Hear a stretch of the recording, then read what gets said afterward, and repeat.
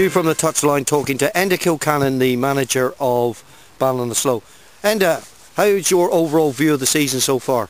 I'm very happy with our overall view of the season so far. We're top of the table, unbeaten all year. We haven't lost a game, a competitive game on the pitch since October of last year, and that was against Roscommon Town in the FAI Junior Cup. So we've started all the season, we're unbeaten.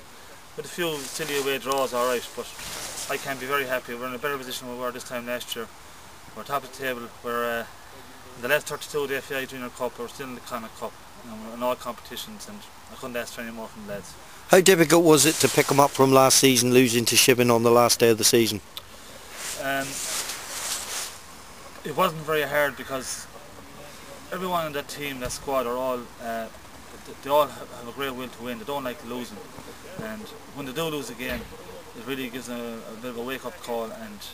And they don't like losing, and they pick themselves up more so than me doing it for them. It just doesn't take a lot for me to do it.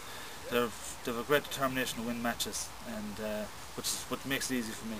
And when you got to the G&H Cup final, and you put on a show of football, I think that everybody sort of went away and thought, my goodness me, what a game of football.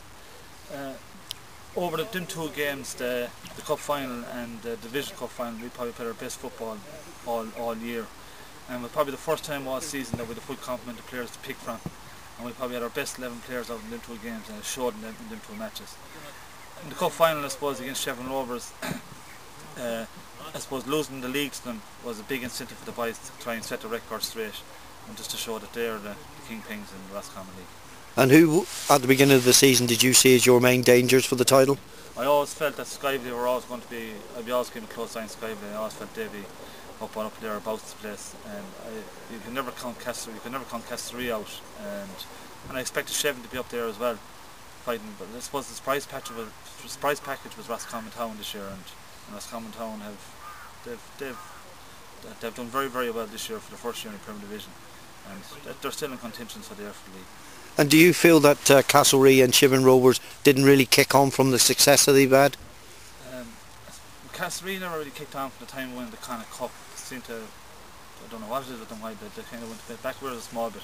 But they started off the season fairly well this season, and I feel when they have a full complement of players and they're all fit, they're as good as any side in the league.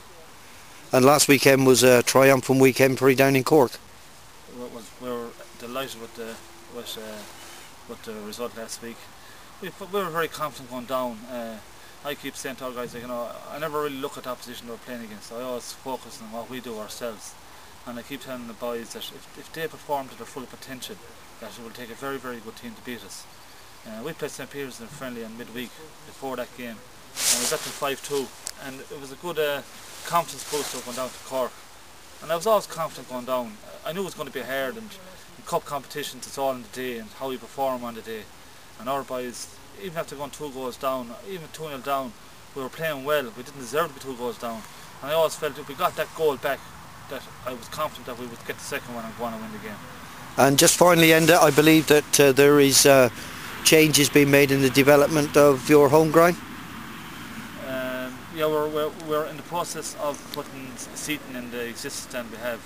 Now we're putting in new dugouts, and we've planning permission put in to put in a new clubhouse and a new viewing area, and also a trophy room.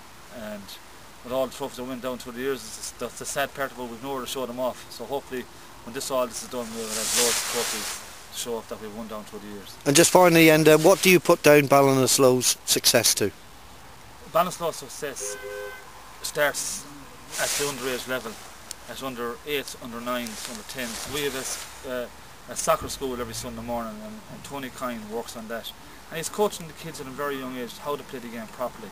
And all our kids from the age of 6-7 years of age, they're coached to pass the ball, work on their touches, work on their individual skills, and we get benefits out of that as they get older and older. And we've had a very good underage structure. We've teams like at the moment at under 11s, under 12s, under 16s, still in national competition, still in Connacht Cup competition, and that's very important for us to have a very successful senior team.